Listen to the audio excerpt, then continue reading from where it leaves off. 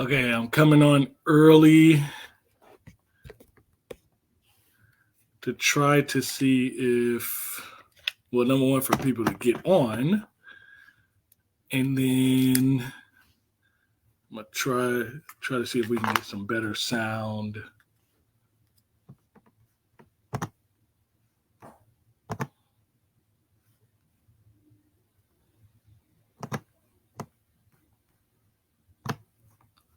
Try to see if I can get some better sound. So if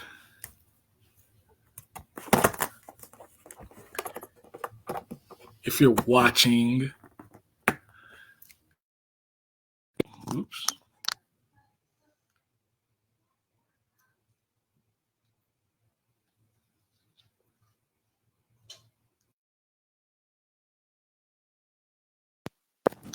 This one might be dead. This one might be dead. Can you hear me? Can you hear me? So someone, if you're watching, let me know if you can hear the mic in the chat.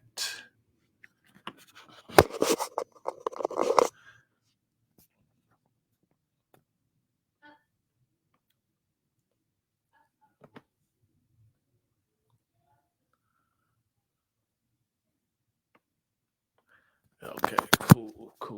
So if you can hear them out, hopefully that's clear. I didn't pay all this money to try to make these videos better and clear. So hopefully it's a you have to actually be a part of the Facebook group in order to share, unfortunately. So that's why I kept posting during the week and telling people, hey, join the group, hey, join the group. I'll eventually I'll get it once we finish here. I'll get it uploaded to YouTube at least, so that can be another thing. I do plan on navigating through the sites and all those type of things. Where is? I think I need some water. You might hear my daughter in the background. Sorry, that is not.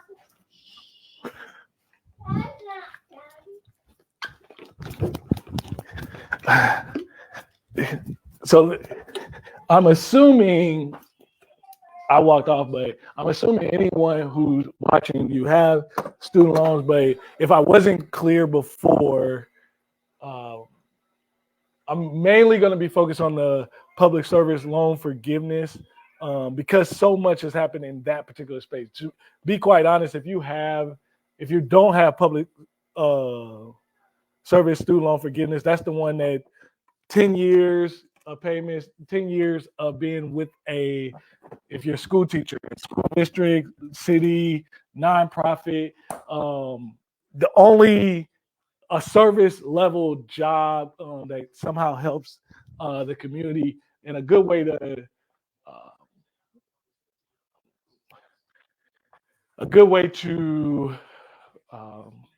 check your employer. I mean, a lot of them is kind of, like I said, the school districts, those are easy, hospitals, if you work for the city, state, those type of things, those things are easy. But the best way to do it is really to go on the site and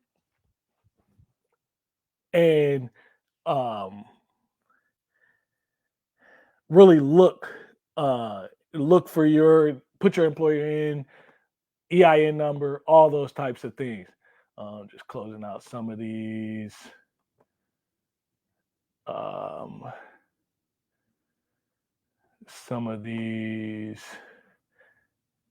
Pieces. So a little bit just to get us going started, because I mean, I know some of you guys, everybody's in different places. So I'll tell you, I've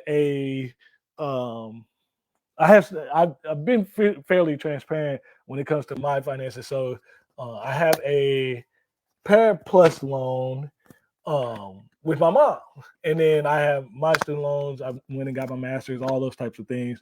But the Parent Plus loan is what took me down the path of the public service student loan forgiveness, because my mom incidentally actually worked in education. As you guys know, my career has been in banking and finance. So that's how I kind of fell into this particular process. Like I knew about it because obviously big personal finance, following everything. So the before Biden touched anything, before he got in office, typically a person would be in the program for about 10 years, make a good 120 payments, all that. The problem was, as you guys can tell, if you call Mohila, if you called any student loan servicer, not exactly the most optimal place to work with. So there were many people in this public service student loan program, but they have an approval rate of like 0.001% of people were actually getting approved. And so the sentiment was, hey, it was really pointless. I just gave up 10 years of my life. Well, when Biden came in, and it's not a political speak, but I'm just saying, just from the actions that were taken, at first it was the 20,000 that he was trying to wipe for everybody. That didn't work. We all were around when that got shut down. Right after that didn't work, Biden went through within the rules of the program and started fixing things. So first thing he did was in 2022 to 2023, he put a waiver in place, a public service student loan waiver. And doing that waiver, so the normal requirements was you had to be working at that job. You had to have the payments and you had to certify. You weren't going to get any periods that you had forbearance, default, all those type of things. That was gone. Well, when Biden put in a waiver, a temporary waiver, it would allow you to not only not have to work there for that waiver to count for you, but it will also backdate any payments from 2007 to present. If you put in any type of application during that time of the waiver, you get to qualify under the waiver rules. And you can, I'll probably be able to pull it out. It might take me some doing, but I have to pull it up a little bit to show you the differences of the rules. But basically, you can get backdated. Well, I was during the time of the 10,000 or $20,000 forgiveness. I was poking around on my mom's site for Mohila and I saw this tool to certify employment. Only problem was I didn't know her actual employment dates, but I was just trying to see, did her employment come up? Did it qualify? How did it work? I put that application in. Fast forward to now, the thing that actually qualified my mother is because I put in the application, it was incomplete. It had errors, the dates weren't correct, but because I had the application, my mom qualified for the waiver, which the waiver backdated payments. So when my mom worked for the illustrious, almighty, I'm a Hornet, Harrisville State University for about 4 years. So when you go into your servicer site, our servicer is Mohila for this example, her payments before anything was signed, she had 11 qualifying payments. After we got her Stowe to sign, that 11 payments went to 82 payments. That's where we are now. But my mom works for St. Louis Public Schools. Once we got that document, that certification uploaded, that's when the next step in the process happens. They stop all the payments. You get put in what's called an administrative forbearance because now they have to count everything. They're doing all their counts, just start doing the audit, doing the student loan forgiveness. So as soon as they recognize they be in the system, because we use the electronic system. Well, I'm speak a little bit more about that, but we use the electronic system. And so we were seeing these updates about every 4 days from that submission. I'm sorry, from the time that the employer signed electronically. You want to use the electronic pathway, and I'll get to that here shortly. But anyways, so she's at 82 payments. We got her last employer in. We know we have more than enough payments. So now she's in what's called the administrative forbearance. They put that on for 6 months to allow them time to count, audit, contact the student loan part that actually forgives the loan and go through that process. And towards the end, you'll get letters of your updated count. You'll get letters when it's forgiven, all that. But you can really track a lot of this online. So what did I actually do? So I'm sorry. So that triggered me to, before I get to that, and I promise I'm wrapping up because I'm 10 minutes in and I know y'all don't really want to hear it, but I thought it was good for information purposes. So that triggered me to start reaching out to all my friends that I knew would qualify because they worked at employers, teachers, all that type of stuff. And I started asking, hey, have you gotten your loans forgiven? The most consistent answer was, yeah, I need to look into that. Or no, I hadn't. And so the biggest thing that I had seen, and we're talking about a sample size of about 10 or 15, but the most consistent thing I saw was people weren't even aware of where they stood. And so we're talking about ranges of some people owe 20,000, some people owe 100,000, but if you can get 20,000, 30,000, 100,000 forgiven, it's at least worth looking into, especially if you're continuing working for that employer. That was my thing. You don't even know if you're able to be forgiven completely. And in worst case scenario, maybe you got 1 or 2 more years you need to do. Worst case scenario. But at this juncture, because of all the changes that have occurred, and then the fact that I hate to say it, but we're in a political year. So all the rules that Biden had done and all that, should we get another president or anything like that, those rules can be repealed. So why sit on this? You could literally be sitting on the opportunity. Now, for all you people that may have been frustrated, what I'm going to do is I'm going to pull up my screen. How do I want to do this? I'm going to pull up my screen. Let me close out something, close out that. We want the PSLF.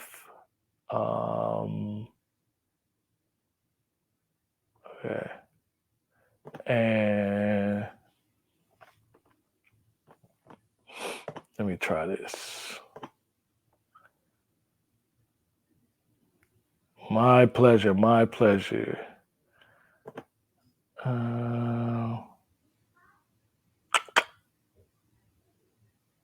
So I gave you, I put together a document. It's got screenshots in it just so you can kind of follow along. That's in the Money Talks group. That's free. All this stuff is free. And yeah, do I want people to join the group? Yeah, do I want people to get to know me? It's really, that's second and third on the list. Right now, I'm looking at, if you have an opportunity to get some debt forgiven and now put yourself in a position where you can buy a home.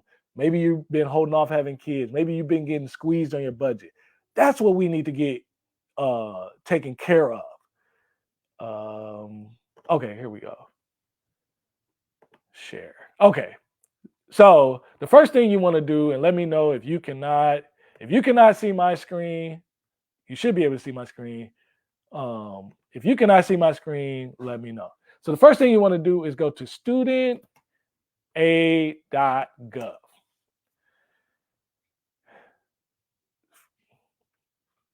Being searched, but federal student loan. This is what the screen looks like. Let me see.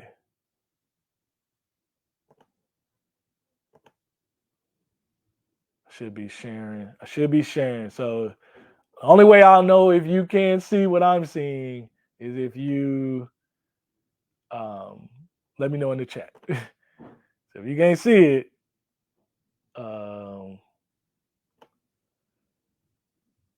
let me know. Let me try again. It's not popping up. This lets you know how technologically savvy I am. All right. So the first thing you want to do is you want to try to figure out if your employer even can be qualified for student loan forgiveness. And so I'm going to use one that I know because we went through this. Let me find it. Actually, I know what I'll do.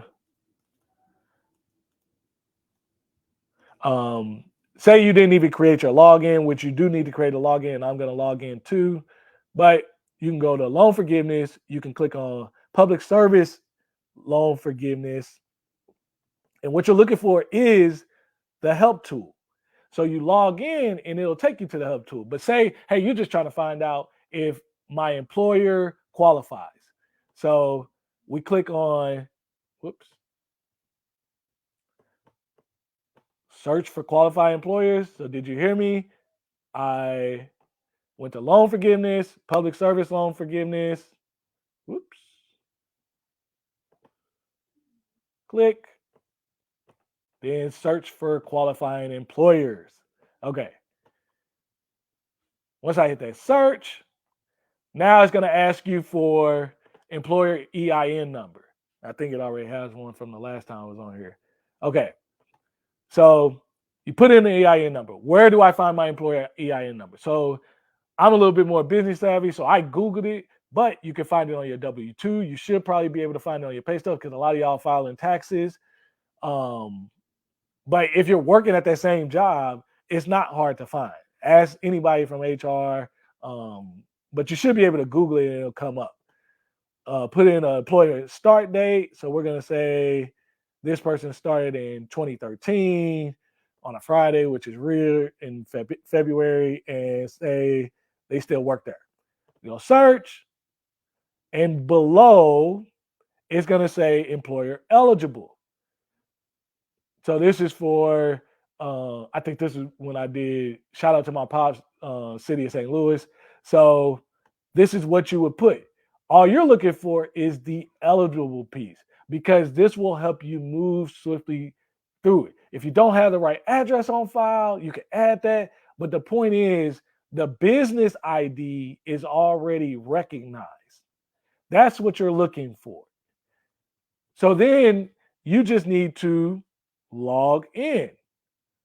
And guess what? We're going to log in. Woo! Fresh haircut. Got my... now I put my email in here. Y'all keep using Facebook if you're going to hit me up. Don't be trying to email me. All right. So this is... Oh, let's send the verification code. Let me... Give me 1 second while I get in.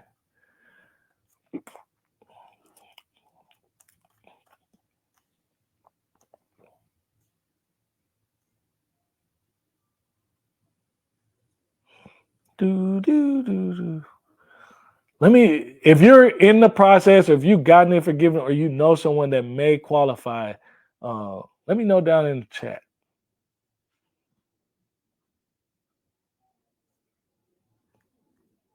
And if you're one of the people I helped in the past week, feel free to share how fast it was to get those documents back. Dude, it's taking forever for this code to come through. Started to get this before.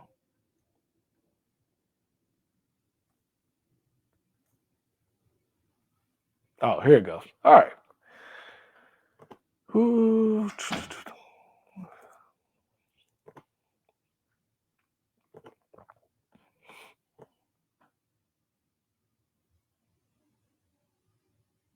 Now again, this isn't mine, this is my mom.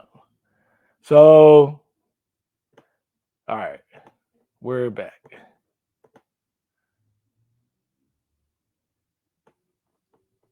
So when you log in, you're on the dashboard. The first thing when you want to recognize on this dashboard is who is your servicer now. For me, for my mom, is Mohila. So you want to log in. You have to create a login for federalstudentaid.gov, and then you have to go to your servicer and create a login. The tool that they want you to use for the federalstudentaid.gov is the Department of Education.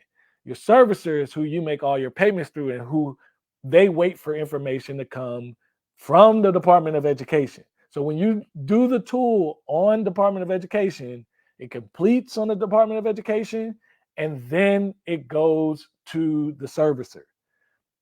If you do it backwards, anything you submit to the servicer, they now have to submit to the Department of Education and wait for them to get back. If you upload a form that's physically signed, meaning you signed with a pen in ink, wet signature, old school, that time frame is typically 60 to 90 days. What I'm seeing with the electronic process, that means somebody signed using DocuSign in their email. Once they sign, it's usually taking the computer about 3 to 4 days is what it took us, if that place is eligible. I haven't seen it for places that haven't eligible. I'm only looking at places that are eligible. So you go to the site to create your login, but I don't want you to do that yet. So on this studentaid.gov site, this is where we're going to create the document. Now I've already done it. So I want you guys to look at my activity because there's an old form that I did. I can go to that tool. But this is also where you see, hey, what has this person done? How, has the school kicked it back? Did they make any changes to the document? You click on PSLF form and it will tell you. It will tell you when it's signed. It will tell you, see, mine's already done, so they took all the activity out of it. And once it's signed, it gives you a opportunity to download that unsigned form. You can also start a new form. The tool does have an error, meaning, whoops, let me go back. Let me look at another one.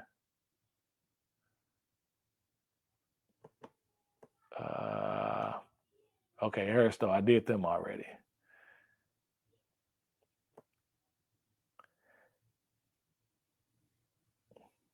Yeah, that was something else.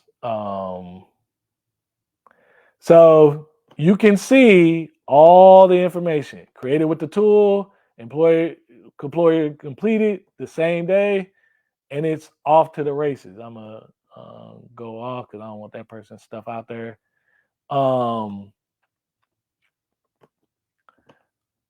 And you can do this on each one of them. But you use the tool, you use the help tool, loan forgiveness, public service, student loan forgiveness. Then start, and then you click start, and it'll take you through. You'll need the EIN number. You need your dates of employment. The second step asks you, do you have 120 payments? But that question is an error. Like it's not accurately counting people. So everybody has to go to no, I haven't reached 120, even if you are at 120. It's for you.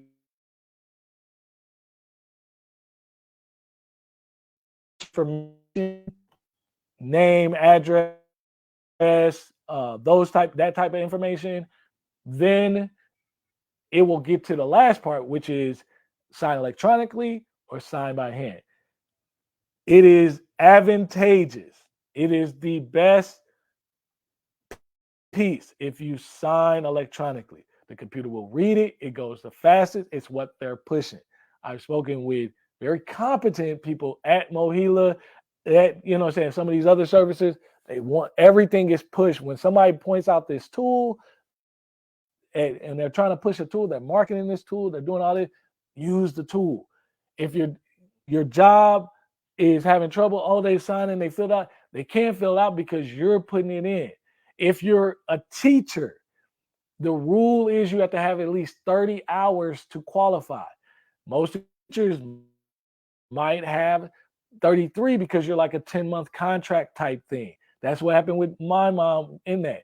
It's okay. Just make sure you understand what number it is for you. If you're 40 hours or 33 hours, they have to sign off of them. Make sure you have the correct start date and correct end date so that these things can be accurate for the computer to read. But the idea is if they have an email, you want an email. You really don't want to be sending in forms and then you have to upload it. You want an email. You want an email. You want an email so that you can send it electronically. You have that contact. It takes maybe an hour, 30 minutes to an hour for them to get it on their side, and they can sign same day, and then you're done with them. That's why you want the email. You really want it. It really it's really very, very quick. Very, very quick. So I got mine signed. Then what? Well, after you get yours signed, now you're like, how do I know what's going on with it? Well, I showed you one way. The next way, and the way you need to sign is you go to the servicer. That's where that piece is. So I'm already in. Oh, I was in. So let me pull it back up. And with this servicer, because if you're doing electronically, it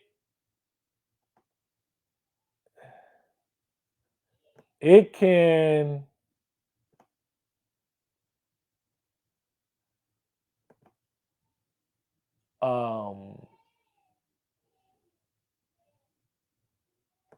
oops.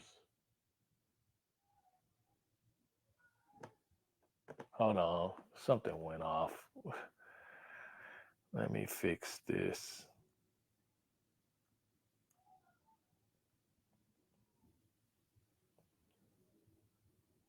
You can see where your document is in the process.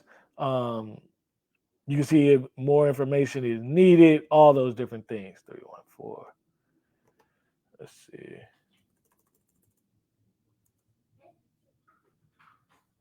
Five, seven, six, six. Okay. For some reason, I've been logging into this thing multiple times a day. And this is the first time when I'm actually trying to do a tutorial that it wants to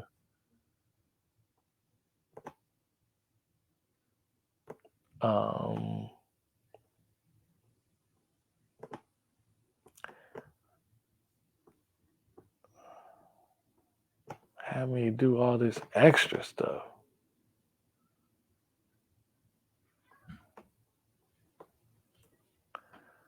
Let me do that. Okay. Okay. Let's see. And now back to our regularly scheduled program. Okay. Oops. So now we're on Mojila. Again, you have to create a username and password. I suggest using the same username and password for both of these. The first thing you want to do is get familiar with documents received. This is where the electronic communications come from. So when I put in a manual form, it was duplicate because it's the same ones. These were processed electronically. I can tell you this 381 was processed. Well, I'm sorry, the 227, that was sent on the 23rd and it was done by the 27th. The 381, I think it was like the 3rd or 4th of March, and we're correcting it, but now it's showing process, which is cool. No big deal. I thought it was going to have duplicate, but it's showing process. This is why you actually, with this site, because actually we submitted this on the weekend and it processed already. But nevertheless,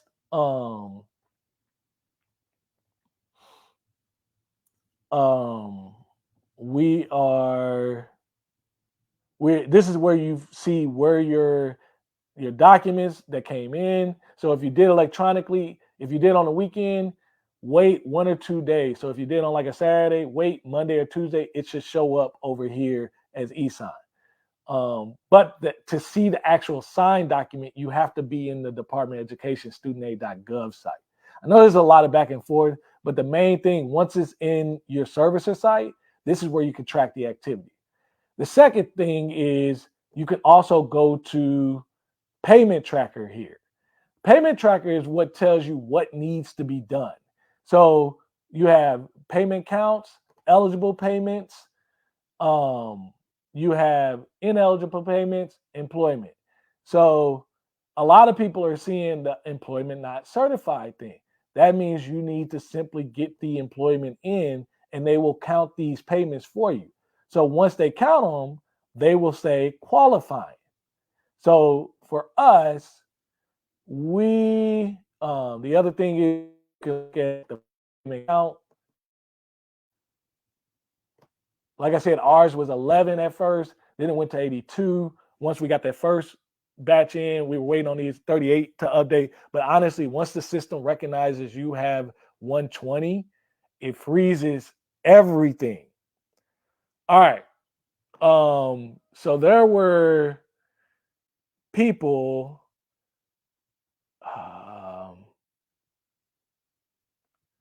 There were people in the group, but I don't know if they're here.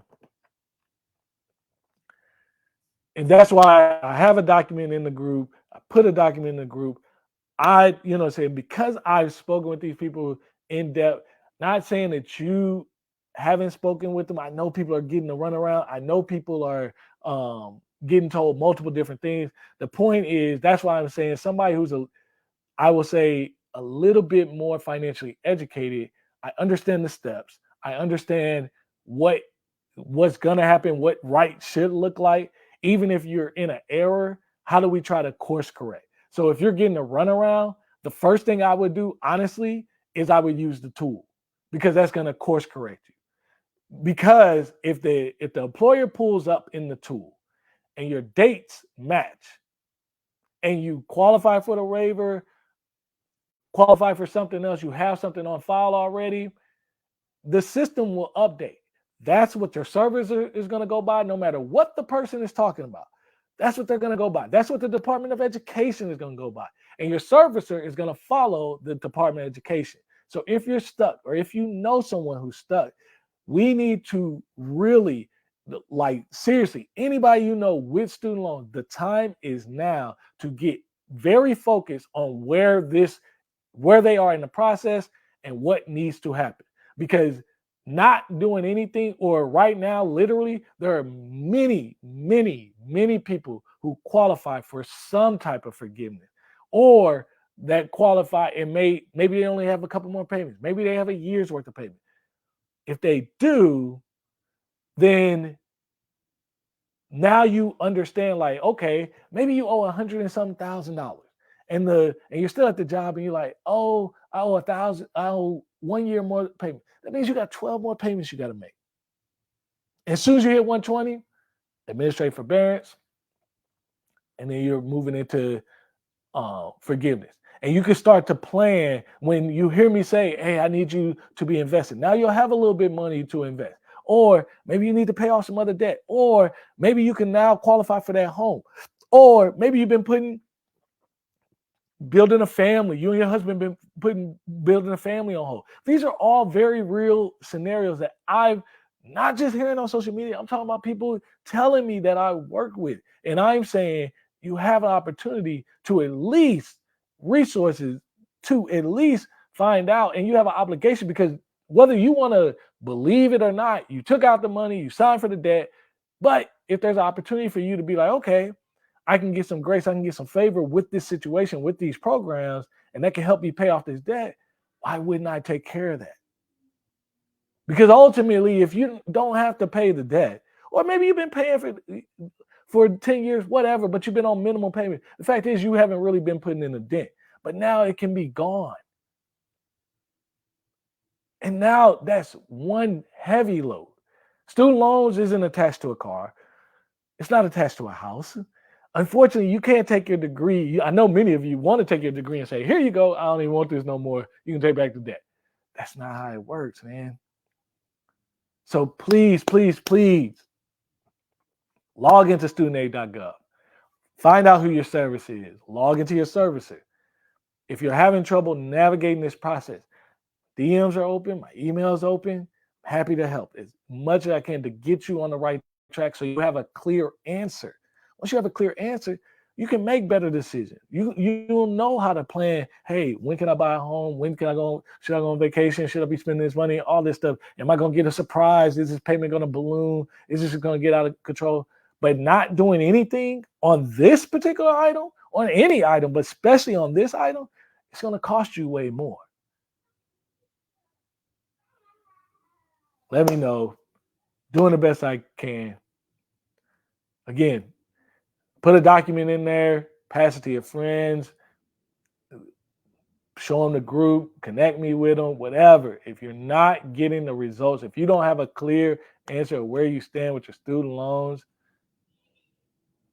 we need to be talking yesterday. Let me know. I appreciate you guys taking the time. I definitely appreciate you guys participating in the group as I'm finding, discovering, and really learning how this money is. But ultimately, it's helping you move through to where you may have been broke at one point. You may be paycheck to paycheck. You got to move this through so you can start to understand how this money impacts your life and what it can actually do for you. But you go broke, paycheck to paycheck. Now you're starting to live a little bit comfortable with an emergency fund, and you start to build wealth from that point on. Because once you have an emergency fund, once you have cash, once you start really decreasing a lot of your debt, once all that stuff gets out of you, you're in a place of stability where maybe you're tired from your job, you need to take a month or two off. Maybe you don't like this job and you're searching for your next career. Can you take an income hit? Can you take a layoff? Can you take all these things? I'm saying it from somebody who's in the situation, been there, done that.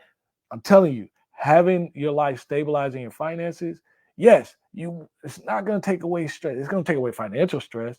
A lot of stuff isn't going to be dealing with it, but you'll be able to really prioritize your life.